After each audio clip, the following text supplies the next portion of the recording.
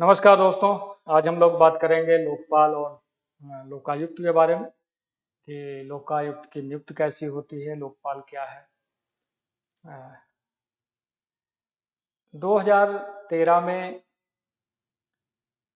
सबसे ज़्यादा लोकपाल के बारे में चर्चा हुई, इस पे आंदोलन हुए कि सरकारें लोकपाल की नियुक्ति करें केंद्र में, हर राज्य में, ताकि भ्रष्टाचार के दीमक को खत्म किया जा सके। प्रशासन को पारदर्शिता तरीके से काम करे, किसी भी वित्तीय किसी भी मामले में वित्तीय गड़बड़ी ना हो, भ्रष्टाचार ना हो, और एक तरह से अधिकारियों, प्रशासनिक अधिकारियों, राजनेताओं के ऊपर यह दबाव रहे कि वो किसी भी तरह की वित्तीय गड़बड़ी ना कर सके, मतलब अपने आचरण को सही रखते हुए काम करें।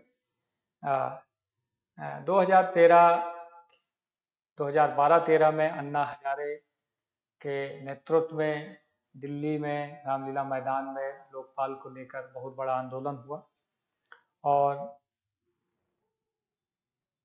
पूरे देश में एक लहर की तरह लोकपाल बिल को लेकर लोगों में जागरूकता हुई, लोगों ने जाना कि ये क्या है।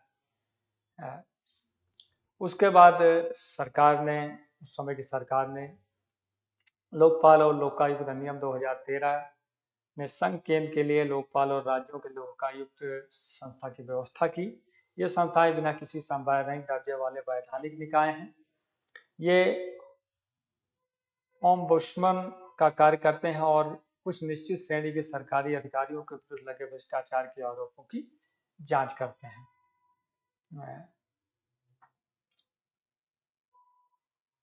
लोकपाल आंदोलन से ही निकली हुई पार्टी जो दिल्ली में अरविंद केजरीवाल के नेतृत्व में सरकार चला रही है, ये भी आंदोलन की ही उपज है।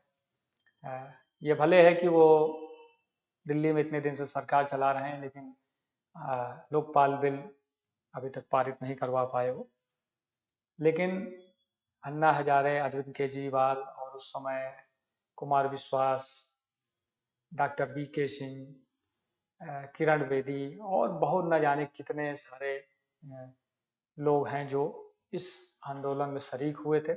सरकार पर दबाव बनाए कि एक स्वतंत्र निकाय बनाया जाए, लोकपाल लोकायुक्त की नियुक्ति की जाए। हमें ऐसी संस्थाओं की आवश्यकता क्यों? खराब प्रशासन दीमक की तरह है जो धीरे धीरे राष्ट्र को खोखला कर रही है, की नींव को खोखला कर रही है तथा प्रशासन को अपने कार्य पूर्ण करने में बाधा डालता है।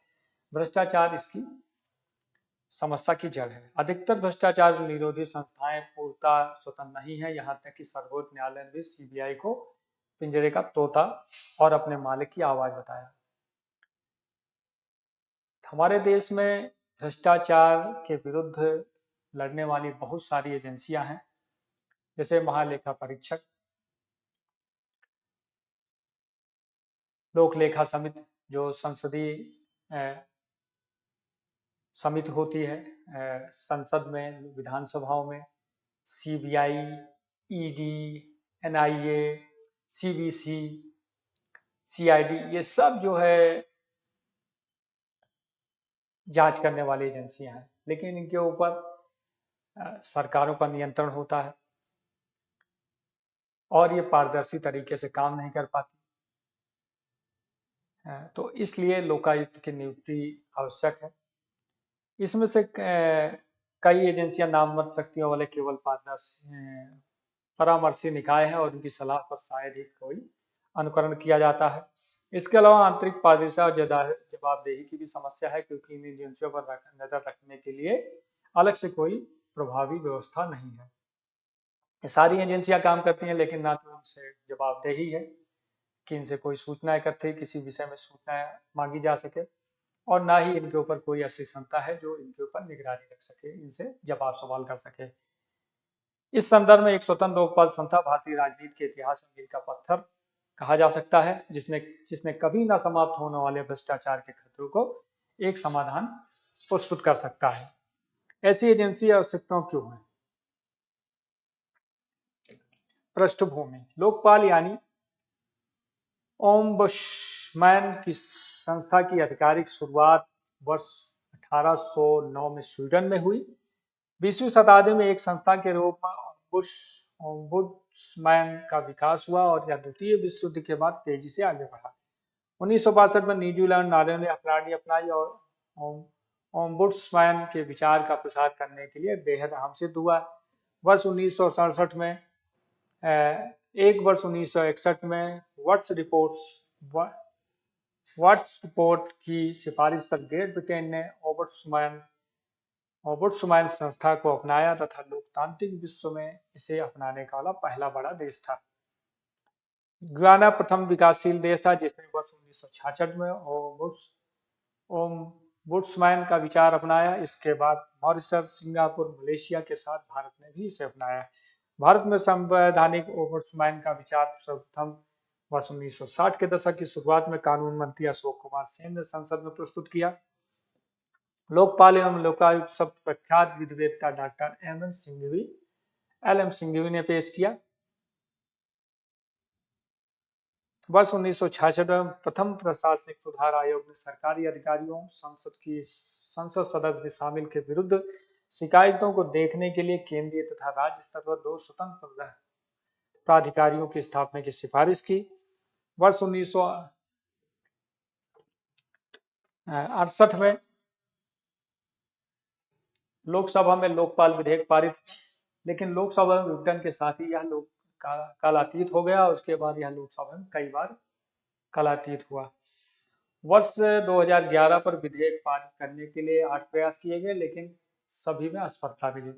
वर्ष 2002 में एम.एन. वेंकटचलैया की अध्यक्षता में संविधान की कार्यप्रणाली की समीक्षा के लिए गठित आयोग ने लोकपाल या लोकायुक्तों की नियुक्ति की सिफारिश करते हुए प्रधानमंत्री को भी इसके दायरे में रखने की बात कही।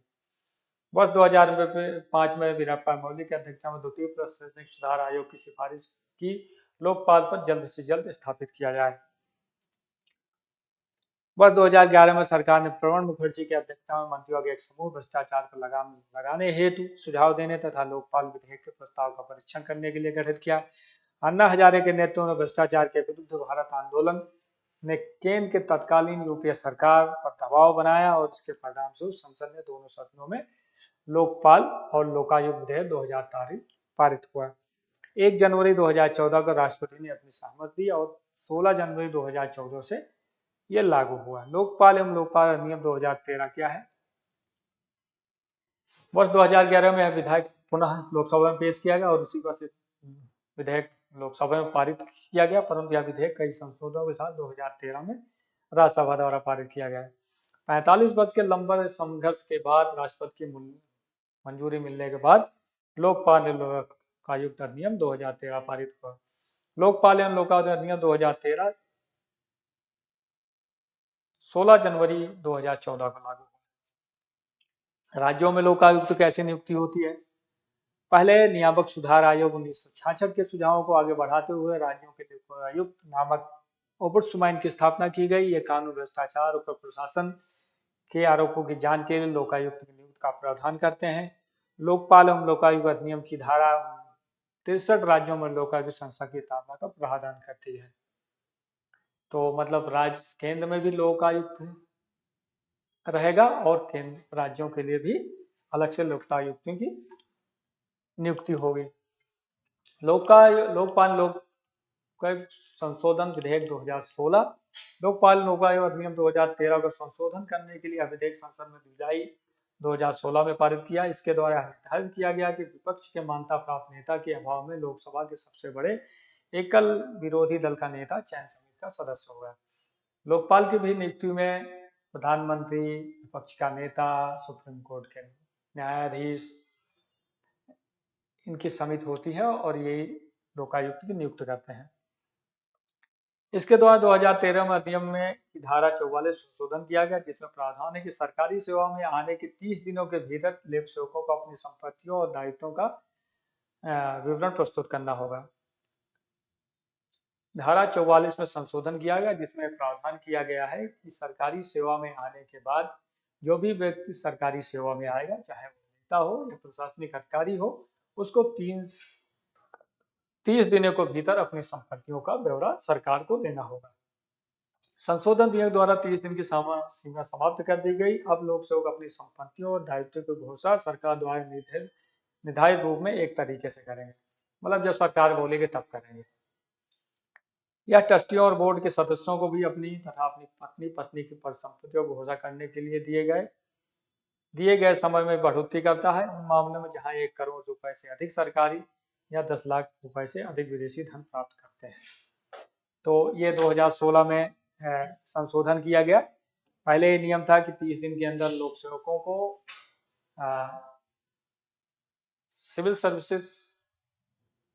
सिविल अधिकारियों को और जो राजनेता हैं इनको जो है अपनी संपत्ति का ब्यौरा 30 दिन के अंदर देगा, लेकिन 2016 में इसको बढ़ाकर जब सरकार आपसे मांगी तब देना।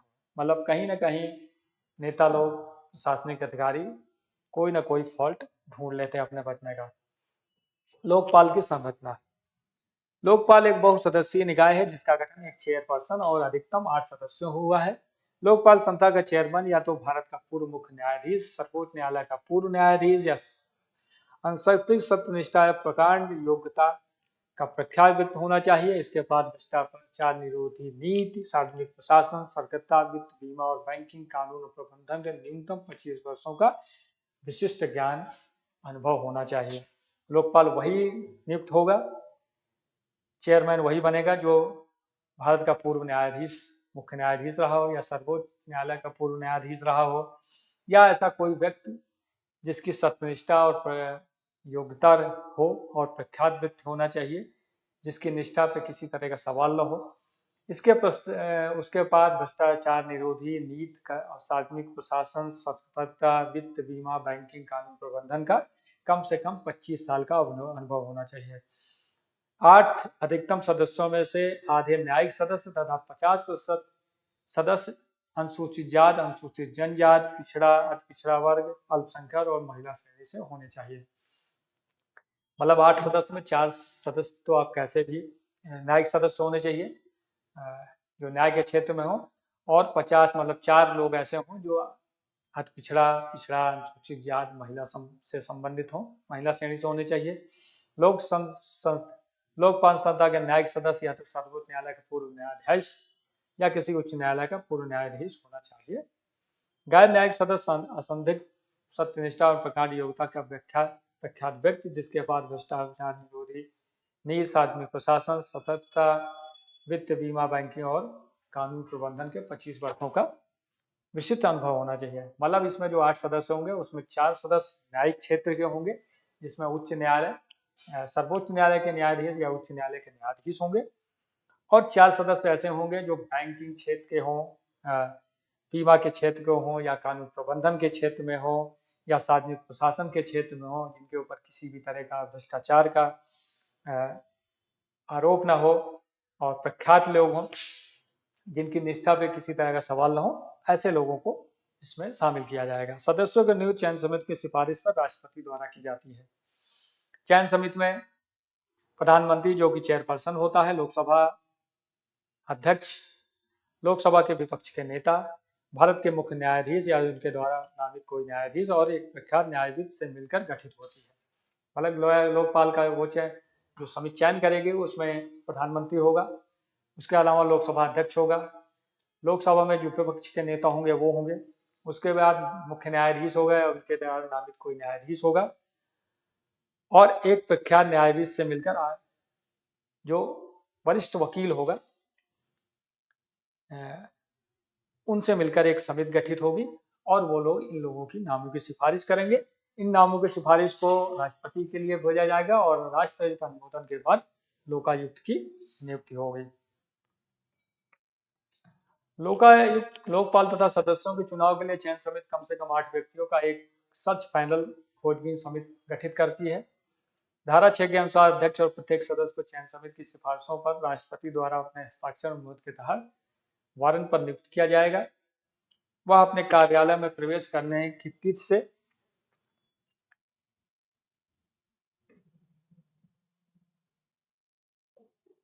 5 वर्ष के लिए या 70 वर्ष की आयु प्राप्त करने तक जो भी पहले हो पद पर बना रहेगा। जो भी व्यक्ति लोकपाल नियुक्त होगा वो कम से कम 5 वर्ष रहेगा या उसकी 70 वर्ष जो पहले होगी अगर मान लो वो 65 साल का है तो 5 साल 70 वर्ष की आयु तक रहेगा।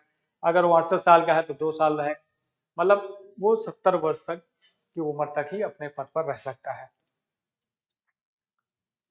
बने रहेंगे। वह राष्ट्रपति को संबोधित करके अपने पद से इस्तीफा दे सकता है या धारा 37 में दिए गए तरीके से अपने पद से हटाया भी जा सकता है। लोग धारा 7 के अनुसार अध्यक्ष का वेतन, भत्ते और सेवा की अन्य शर्तें भारत के मुख्य न्यायाधीश के समान होंगी तथा अन्य सदस्यों का वेतन उच्च न्यायालय के न्यायाधीश के समान होगा। धारा 13 में प्रावधान है कि लोकपाल का व्यय भारत की संचित नीति पर लगाया जाएगा।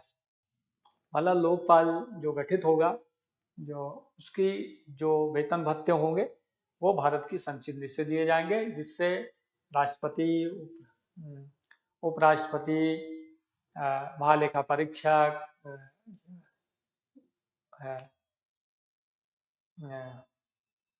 इलेक्शन कमीशन कमिश्नर जैसे लोगों को संचित नीति से ही उनको वेतन भत्ते दिए जाते हैं, वैसे ही लोकपाल या लोकायुक्त को भी संचित नीति से ही वेतन भत्ते दिए जाएंगे। लोकपाल खोजबीन समिति, लोकपाल अधिनियम 2013 के अधिकारी कार्मिक एवं प्रशिक्षण विभाग द्वारा उन अभ्यर्थियों की एक सूची बनाई जाएगी जो लोकपाल सत्ता के चेयरपर्सन या सदस्य बनने के इच्छुक हों।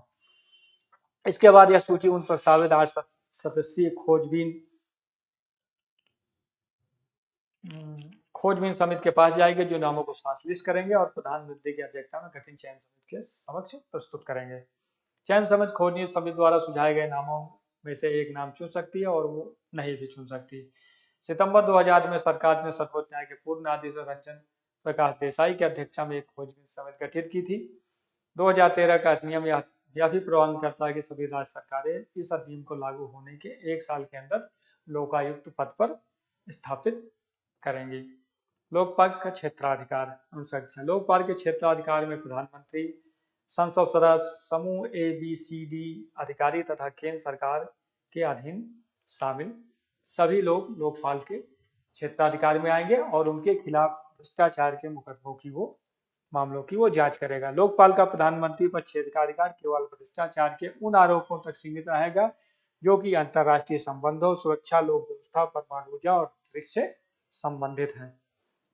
संसद में की गई किसी बात पर या दिए गए वोट के मामले में मंत्री या सांसदों पर लोकपाल का क्षेत्राधिकार नहीं होगा। इसके अधिकार क्षेत्र में वह व्यक्ति भी शामिल है जो किसी भी निकाय समिति का प्रभारी, निदेशक, प्रबंधन सचिव या रहा है, जो केंद्रीय कानून द्वारा स्थापित हो या किसी अन्य संस्था का जो केंद्रीय सरकार द्वारा वित्त पोषण नियंत्रित हो और कोई अन्य व्यक्ति जिसे घूस देने या लेने में सहायता किया हो। मतलब लोकपाल के क्षेत्राधिकार में प्रधानमंत्री भी होगा, लेकिन प्रधानमंत्री के ऊपर जो क्षेत्राधिकार होगा उसमें अंतर्राष्ट्रीय संबंध, सुरक्षा, लोक व्यवस्था, परमाणु ऊर्जा और अंतरिक्ष से संबंध मुद्दे ही जो जांच कर सकता है, इसके अलावा कुछ नहीं।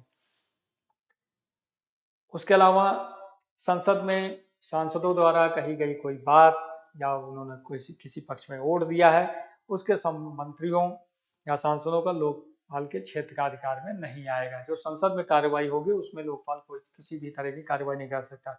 उसके अलावा केंद्र सरकार से वित्त पोषित, केंद्र सरकार के निकाय, उससे संबंधित विभाग, जो कंपनियों के निदेशक होते हैं, बोर्ड अध्यक्ष होते हैं, प्रबंधक होते हैं, सचिव होते हैं, ये सभी जो है लोकपाल के दायरे में आएंगे। इनके खिलाफ भ्रष्टाचार के मामलों को लोकपाल देखेगा। लोकपाल अधिनियम यह आदेश देता है कि सभी लोक सेवक अपनी तथा अपने आश्रितों की परिसंपत्तियों को देयता को प्रस्तुत करें। लोकपाल अधिनियम ये आदेश देता है कि सभी लोक सेवक अपनी संपत्तियों, अपने आश्रितों और की संपत्तियों को प्रस्तुत करेगा। इसके पास CBI जांच कराने तथा उसे देने का अधिकार है। लोकपाल को अगर लगता है कि किसी मामले में या किसी व्यक्ति के ऊपर जांच की जा सकती है तो CBI को जांच का आदेश दे सकता है और CBI उसके खिलाफ जांच करेगी। यदि लोकपाल में कोई मामला CBI को सौंपा है और बिना लोकपाल की अनुमति ऐसे मामले में जांच अधिकारी को संसाधित नहीं किया जा सकता। लोकपाल अगर किसी मामले को CBI को सौंप रहा है और जो अधिकारी CBI जांच कर रहा है उस मामले की, उसको बिना लोकपाल की अनुमति के उसका हस्तांतरण नहीं किया जाएगा। जब तक लोकपाल नहीं कहेगा, मतलब लोकायुक्त नहीं कहेगा, तब तक उस आदमी का ट्रांसफर नहीं होगा। वही आदमी उसकी जांच करेगा। लोकपाल की जांच इकाई को सिविल न्यायालय के समान शक्तियां दी गई हैं। लोकपाल की जांच इकाई को सिविल न्यायालय के समान शक्तियां प्राप्त हैं। विशेष परिस्थितियों में लोकपाल को उन संपत्तियों, आमदनी, प्राप्तियों और लाभों को जब्त करने का अधिकार है जो भ्रष्टाचार के साधनों से पैदा प्राप्त की गई है। लोकायुक्त को, लोकपाल को ये शक्ति है कि वो गलत तरीके से, अवैध तरीके से भ्रष्टाचार करके जो संपत्ति बनाई गई है, जो धन बनाया गया है, उसको वो जब्त कर सकती है। लोकपाल ऐसे लोक सेवकों के स्थानों पर निलंबन की सिफारिश करने का अधिकार है जो भ्रष्टाचार के आरोपित हैं। लोकपाल ऐसे लोक सेवकों को स्थानांतरित करते हैं या निलंबित कर सकते हैं जो भ्रष्टाचार के मामलों में शामिल रहे हैं। लोकपाल को प्राथमिक जांच के दौरान रिकॉर्ड को नष्ट करने से रोकने का निर्देश देने का अधिकार है। लोकपाल प्राथमिक जांच के दौरान जो साक्ष्य होंगे उनको नष्ट न करा जाए, ये निर्देश दे सकता है। लोकपाल की सीमाएं। लोकपाल संस्था भारत की प्राथमिक संरचना में भ्रष्टाचार के विरुद्ध लड़ाई के बेहद जरूरी परिवर्तन बदलाव ला सकती है, लेकिन इसके साथ ही साथ इसे कुछ खामियां और कमियां भी हैं जिसे दुरुस्त करने जाने की आवश्यकता है। संसद द्वारा लोकपाल अधिनियम 2013 पारित होने के 5 वर्ष बाद किसी तरह से लोकपाल की नियुक्त हो पाई, जो राजनीतिक इच्छा शक्ति में कमी का संकेत है। कोई भी सरकार नहीं चाहती कि उसके ऊपर कोई डंडा लेके बैठे। वो स्वच्छंद होकर काम करना चाहती है और राजनीतिक, भारतीय राजनीति में या भारतीय प्रशासनिक में भ्रष्टाचार एक दीमक की तरह है। तो सरकारों का ये प्रयास रहता है कि किसी भी तरह इसको टाल मटोल किया जाए, लोकायुक्त ना गठित किया जाए, लोकायुक्त का चयन ना हो, क्योंकि लोकायुक्त आएगा तो वो किसी भी मामले पे वो हस्तक्षेप कर सकता है, किसी भी चीज की जांच करा सकता है जहां उसको लगेगा कि भ्रष्टाचार हुआ है, तो एक तरह से वो डंडा लेके सर पे बैठा रहेगा। लोकपाल अधिनियम में राज्यों से भी इसे लागू होने के 1 साल के भीतर लोकसभा नियुक्त करने के लिए कहा गया है, किंतु परंतु केवल 16 राज्यों ने ही लोकायुक्त की स्थापना की है। भारत में 30 राज्य के करीब हैं, केंद्र शासित प्रदेश हैं और राज्य हैं, जिसमें से अभी सिर्फ 16 राज्यों में लोकायुक्त का गठन हुआ है। बाकी राज्य अभी टाल मटोल किसी न किसी तरह कर रहे हैं, और खासकर दिल्ली में जो सरकार, पार्टी की सरकार है, लोकपाल कानून को लाने के आंदोलन से उपजी हुई पार्टी है, यहाँ भी वही हाल है। लोकपाल की नियुक्ति में एक प्रकार से चालाकी की जा सकती है, क्योंकि यह निर्धारित करने का कोई मापदंड नहीं है कि कौन सा प्रख्यात न्यायविद या सत्यनिष्ठ व्यक्ति है। लोकपाल की नियुक्ति में भी वही प्रक्रिया अपनाई जाती है जो सीबीआई डायरेक्टर की नियुक्ति होती है, इलेक्शन कमीशन की होती है, या सीवीसी की होती है, या महालेखा परीक्षक की होती है। तो इसमें भी सरकारें अपने लोगों को रखने की कोशिश करती हैं ताकि उनके प्रभाव में रहें और उनके ऊपर जो है उनका चाबुक ना चल सके।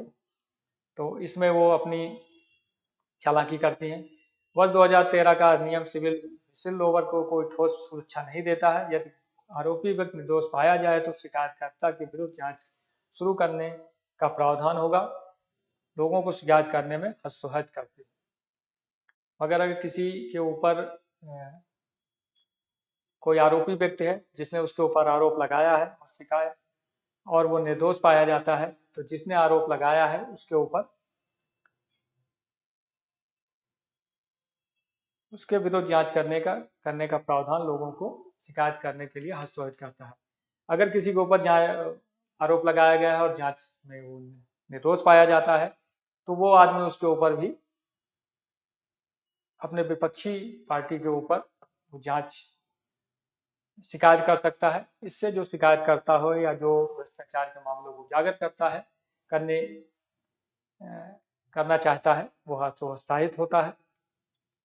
इसकी सबसे बड़ी कमी न्यायपालिका को लोकपाल के दायरे में से बाहर रखना है।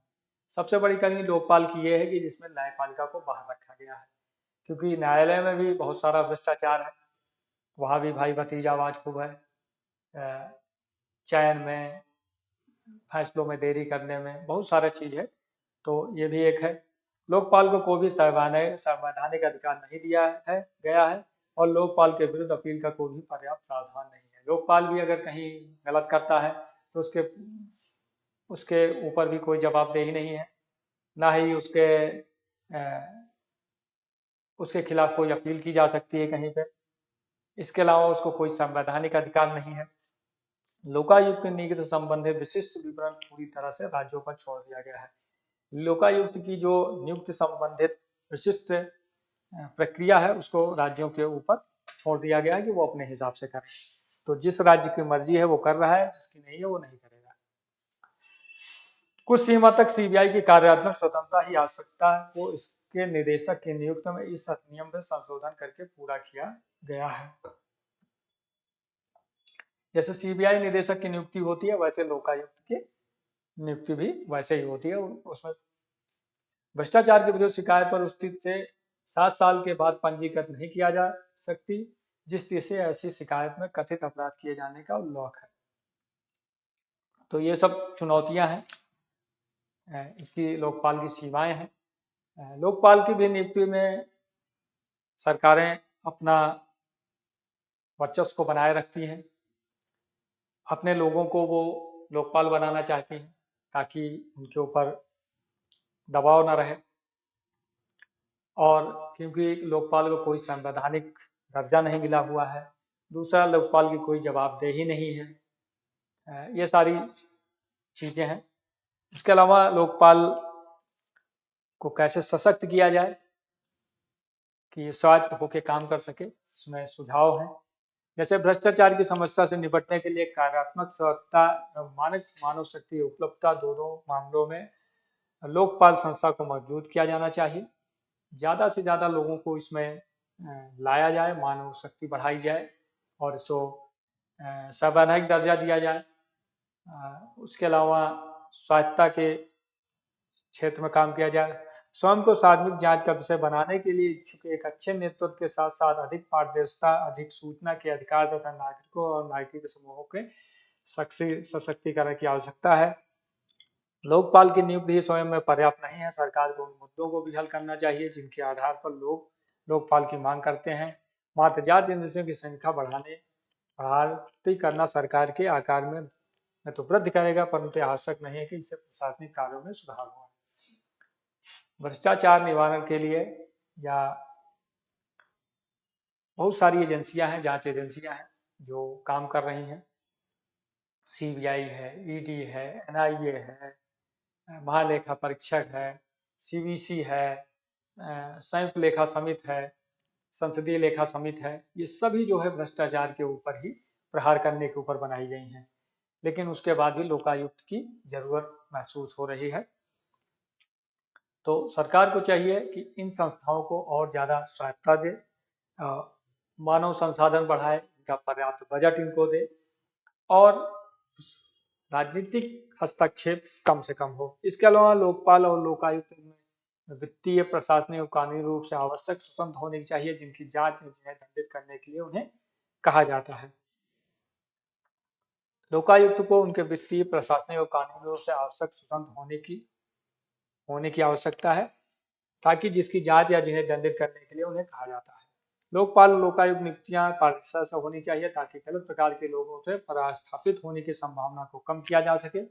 लोकपाल की नियुक्ति में भी उच्च चयन मापदंड अपनाए जाने चाहिए ताकि गलत लोगों को इसमें एंट्री न मिल सके।